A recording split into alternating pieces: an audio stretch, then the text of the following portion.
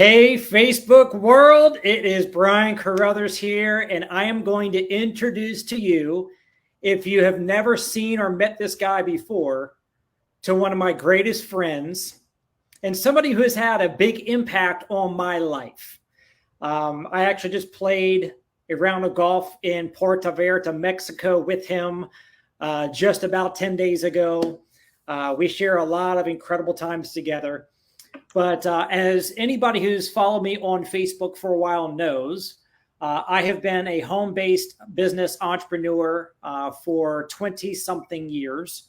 When I actually got into my current business of Legal Shield back in September of 1998, the day that I was joining this company, I got a chance to hear from this guy, Larry Smith, and he explained how the compensation plan works, the upfront money you're able to make in a business like this, but most importantly, the passive residual income when you sign up customers on a subscription model, the promise of what residual income can do for your life.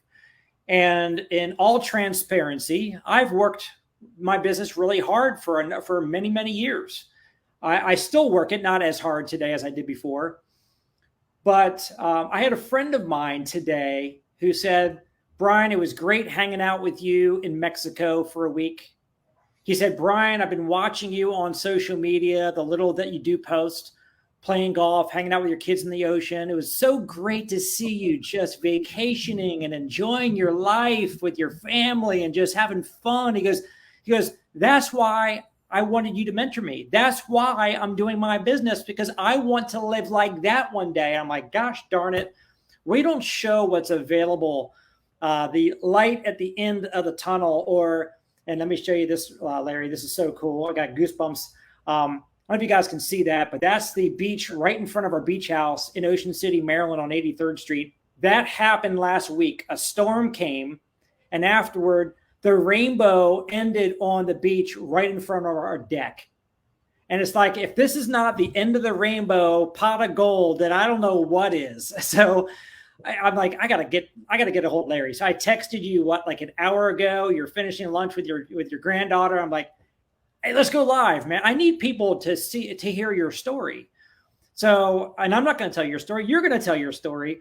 What's your life, a little bit about your background before entrepreneurship and how you wound up getting into this particular business. And then importantly, let's get to the end of that story, which is where you are today, the house you're living in, the farm that you're building, and all the lifestyle that you're able to live because you've got a lot of residual income. Over to you, Larry. Well, thanks, Brian. I appreciate it. And listen, Ryan and I have done so many things together. It's unbelievable. And I got to tell you, when we played the plantation course in Kapalua, Hawaii last year, Brian taught me a lesson about golf. He spanked me so bad. It was unbelievable.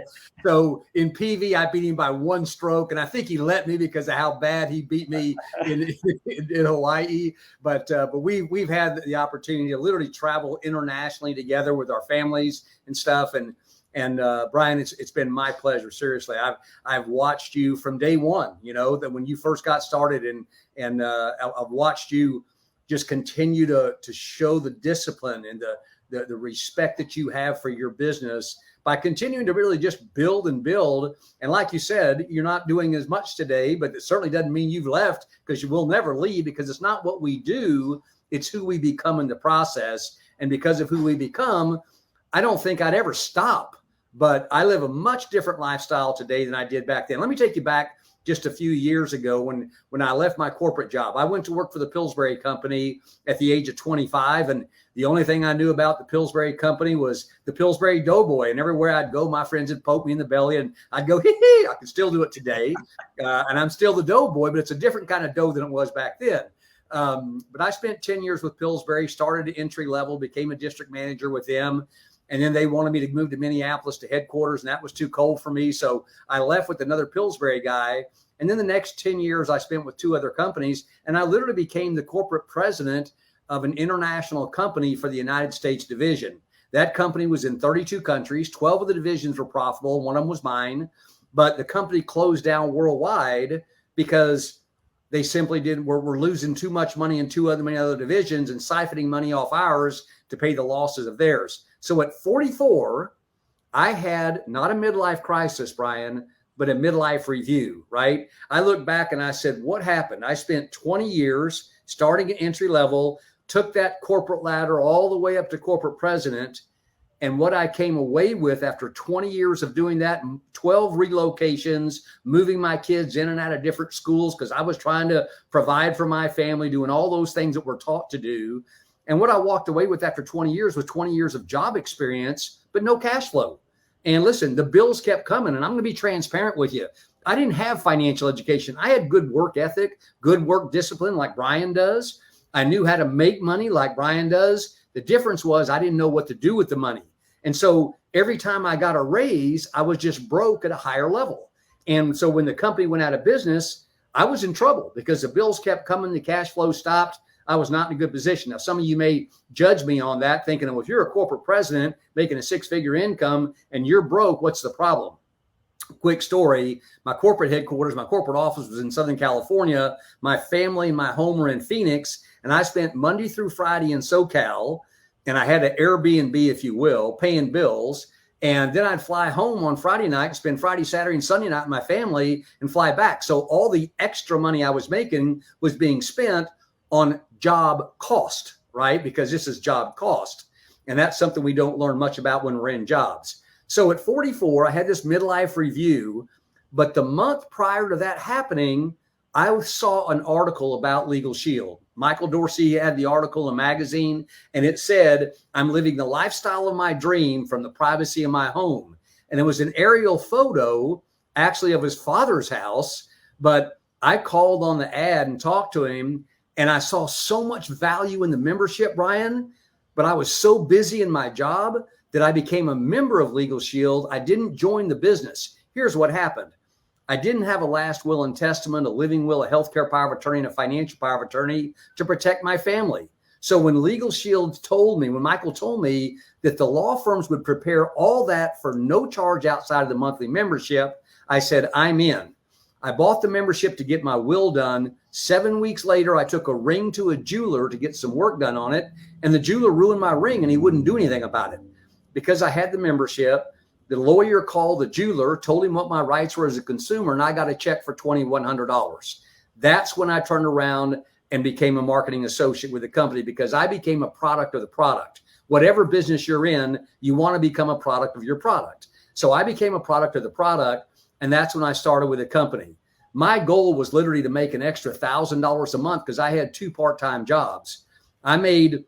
I was a respectable income my first month. My second month, I was into 4 figures. My third month, I was into being able to pay my bills, and I was still part-time. And that's when I went full-time. And when I went full-time, I put in the same work ethic and the same work discipline that Brian and I are talking about. I worked my business like I did a job. I showed up early. I stayed late. All the things I did in corporate America, I did for myself. My first year, I didn't make as much as I did as a corporate president. But my second year, I more than doubled what I was making as a corporate president because I was given the same effort to my business that I did my job. And because of this opportunity, it's changed my entire financial future. Another quick story, Brian, then I'll come back to you. But my second year in a company, 1997, I realized that I was making all this money, $1,000 a day. And I turned around and I went, I don't know what to do with this. And so that year, 1997, Robert Kiyosaki, author of Rich Dad, Poor Dad, had a big seminar. I shouldn't say a big seminar. It wasn't that big because it cost $5,000 and not that many people would pay that $5,000 at that time. But I went to Denver and attended this seminar. And here's what I learned. I knew how to make money. I knew nothing about what to do with it. At that seminar, I bought every book he had, every audio tape he had, Brian, everything he had available for sale. I bought, sorry for the interruption, but I bought everything he made. I came back home in 1997 and I said, I'm going to spend 2 hours a day gaining financial education so that as this money's coming in, I'm going to learn what to do with this money to create multiple streams of income. That's part of the secret to financial success, multiple streams of income. It doesn't mean multiple businesses. I don't want to run multiple businesses, but I wanted multiple streams. So I learned how to respect the money I was making and pay myself first, and to be able to start making investments that would spin off additional streams of cash flow. As a result of that today, my life is amazingly different than what it was when I started back in 1996. Brian, what else we want to talk about? I know there's a lot of other things because I do want to tell my lifestyle as well. Well, that's it. I mean, it's so the recap, you found your way into an opportunity. It's very easy to start a home-based business. Yeah. Most home-based businesses, it's a few $100 to get started. Ours is even less. But what's easy to get into is easy to get out of. Like I'm in, I'm out. Like, so, many people are starters, very few are finishers. And so over the years, I've watched a lot of people get started in business. I've watched most people quit and say, oh, that business doesn't work. No, your ass didn't work. Okay, the business works. You didn't work.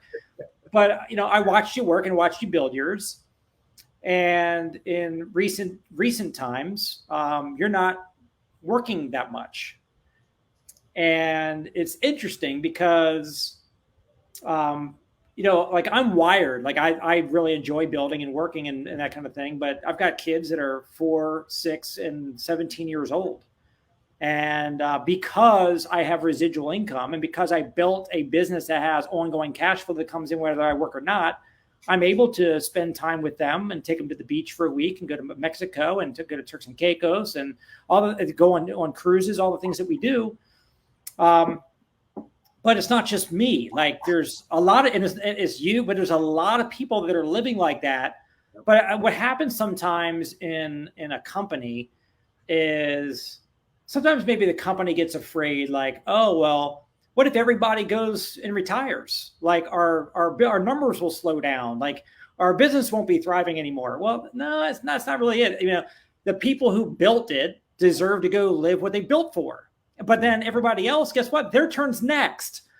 So there's a lot of people that retired from their business because of residual income before you and me. Like I'm not retired yet, but so anyway, you're recently retired. And how do I know that? Well, because you were moving and grooving and living in SoCal, living over outside of Phoenix, and then you got a RV and you traveled all over the world with your lovely wife Donnie and visited kids, grandkids, played golf, did all the things that you did, and then all of a sudden I find out your ass is like on a farm now, like you got an ass in your backyard, like you got donkeys and cows and chickens. I don't even know what you got, but you got an animal farm going on. I saw some going by in your hallway behind you. So tell us what life is like now. Because here's the thing, that ain't my life. I like when I retire, I'm going to be eating animals. I'm not going to be raising animals, but and I'm going to do it at a restaurant where they serve me and clean up after me. But this is what you love. You're enjoying it. So tell us what your life is like, knowing that every morning you spend 10 minutes checking your back office and looking at your daily residual income deposits, and you check out your investments, and then you go about living your day with that Larry Smith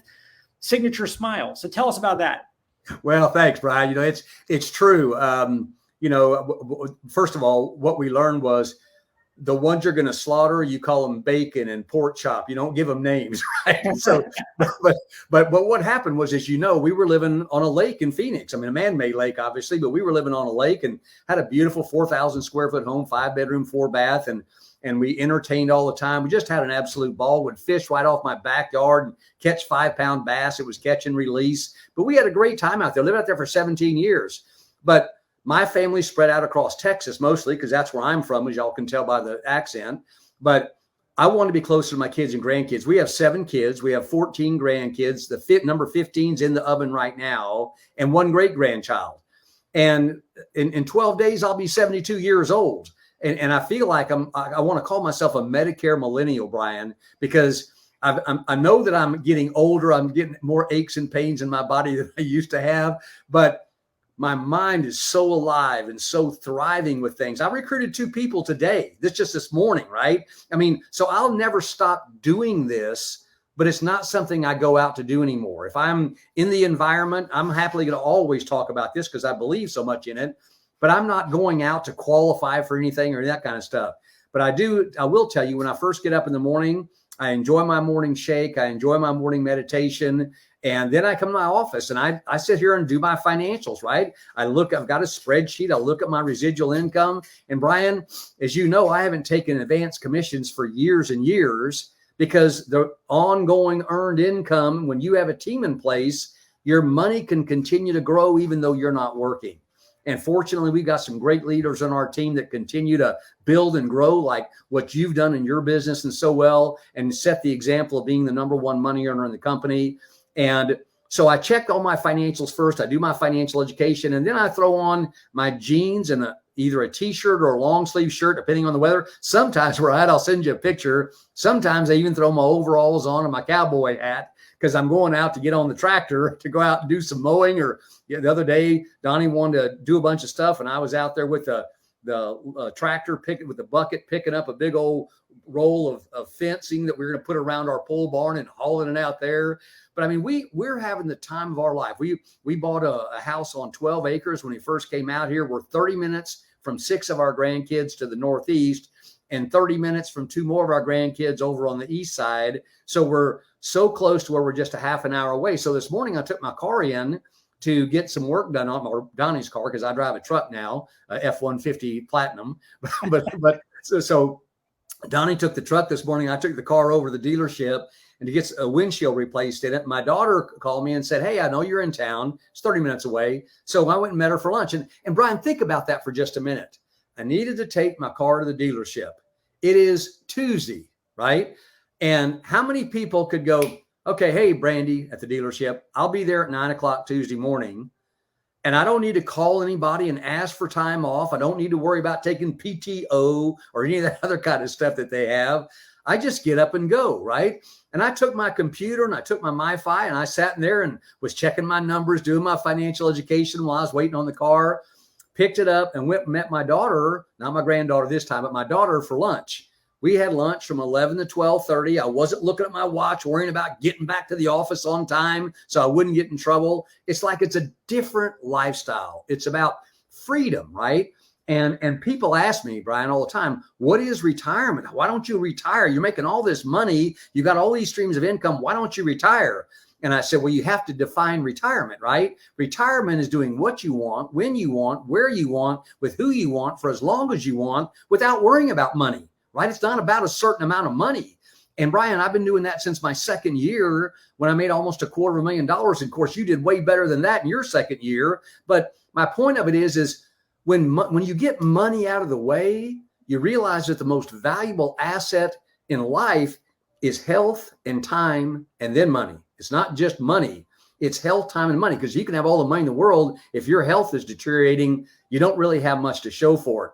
That's part of the reason, Brian, that I got a farm. So I bought this 12.5 acres, and then my next door neighbor decided she wanted to move someplace else. So I bought her farm with 13 more acres. It's adjoining mine. So now we got 20 acres, a couple of houses. I'm renting the other house out next door. And I built you'd have laughed your head off, man. I was out in the backyard about 3 weeks ago, and I built a chicken coop. Me and my daughter, we built a chicken coop together, Tammy. And then my granddaughter came up from San Antonio, and we built a chicken trailer, which is where it's got wheels on it. And so you move the chickens from the chicken coop to the chicken trailer, and you move the trailer around the yard so they have all this fresh area to be in and fertilize and eat and stuff. And I sit here and I think about the days when we were wearing coats and ties and tuxedos and all this kind of stuff. And I think about being in my overalls and sweating like crazy and out there moving that chicken tractor. I'm thinking, if they could only see me now. But I am having the absolute time of my life. And, you know, Warren Buffett says, if you don't find a way to make money while you're sleeping, you'll work till the day you die. And Brian, the one thing that I'm so appreciative of is the fact that, you know, you and I bought into the dream. You know, you came on board 2.5 years after I did, and you made way more money than I have. So much for the story of the people at the top make all the money, because you made a lot more than I have, and I've done really well. But it's not about who's at the top, it's who does the work. And you outworked me, and I'm proud of you for doing that, man. I mean, it's like, I love to see people on my team that do a better job than I do. I love watching the success that you've built and being our top income earner in the company. And there's so many other people that have done just amazingly well. And like you said, tons of us in this company that have this kind of lifestyle, which is why we would never, quote unquote, retire, meaning quit, right? I don't want to sit on my back deck looking at the sunrise and sunset. I want to keep building, and not in just in Legal Shield, but in my own life, and having the time that we have today. I'll be forever thankful for the opportunity that was given to me. And even more importantly, Brian, for the friendships that we've built. You know, I sit here and think I spent 20 years working hard in corporate America. I haven't communicated with one person from those 20 years in all my life. Today, I've got thousands of people I could go spend the night with that I've friendshiped within this company. And I'm just grateful for the friendship that you and I have enjoyed. Yeah, no, me too, man. Me too. I can't stop smiling listening to your story, and just thinking about you and thinking about you going from suit and tie to overalls and chewing on a straw. I mean, that's so funny. But you know, what's funny also is my phone's going off.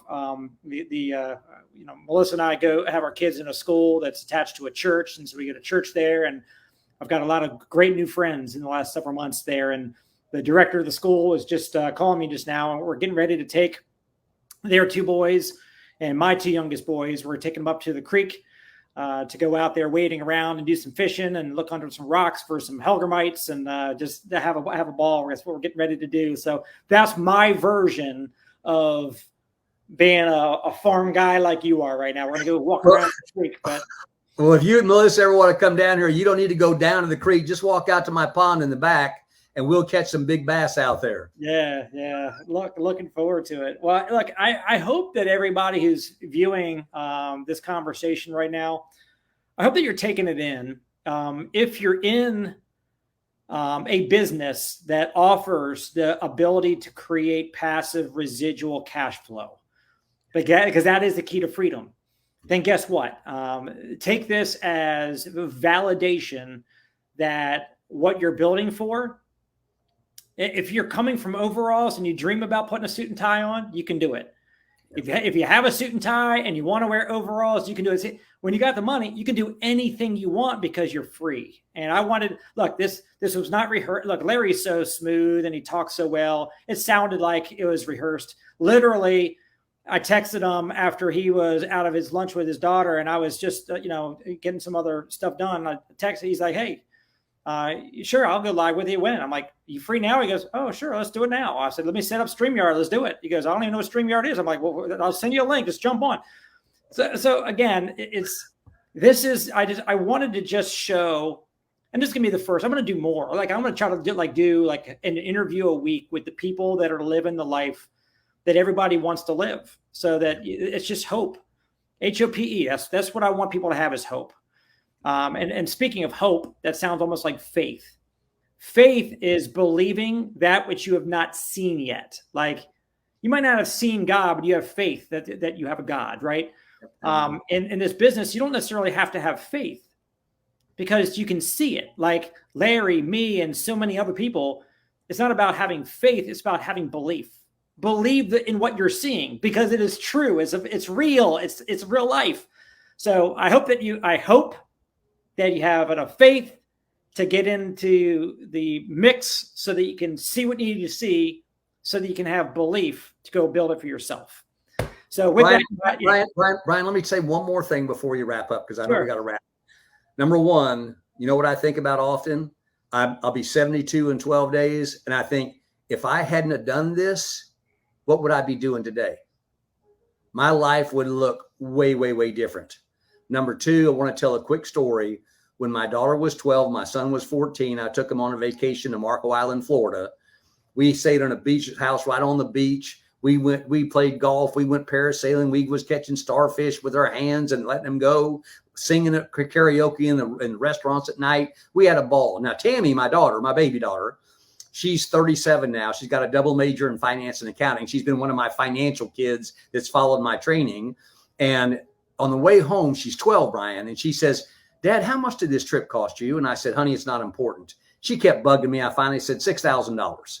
And she said, and I know you get paid every day in Legal Shield because I see you writing the numbers down. She said, how much did you make while we were gone? I said, honey, it's not important. She kept bugging me. I said, $10,000. She's 12, Brian. And she said, Dad, let me get this right.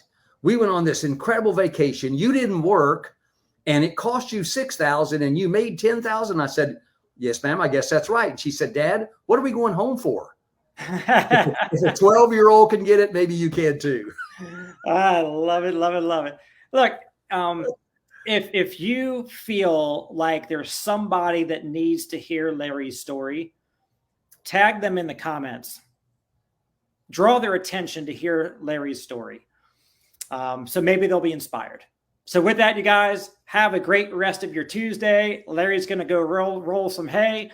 I'm going to go take the kids down to the creek and catch a couple bass.